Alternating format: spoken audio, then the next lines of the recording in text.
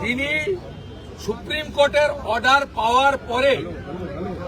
ওই পোর্শনটা ওনার পড়াই উচিত হয়নি, যেখানে 4% বিয়ের কথা বলেছেন,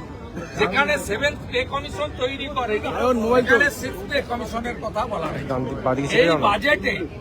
এই রাজ্যের রাজস্ব বৃদ্ধির কোনো পরিকল্পনা নেই, বেকার বিরোধী বাজেট, চাকরির কোনো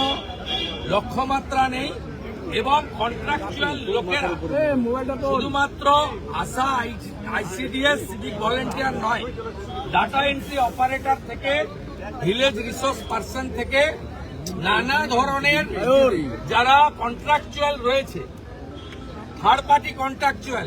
পরিবহনের ড্রাইভার কন্ট্রাক্টর থেকে শুরু করে ওয়েবেলের মাধ্যমে নিযুক্ত লোকজন, তাদের জন্য কোনো সুনির্দিষ্ট প্রতিশ্রুতি নেই। যে প্রতিশ্রুতি আছে তাতে কেবলমাত্র লক্ষ্মী ভান্ডার ফেব্রুয়ারি মাসে কার্যকর করার কথা ছাড়া বাকি এই বাজেট কার্যত আমরা বলতে পারি এই বাজেট দিশাহীন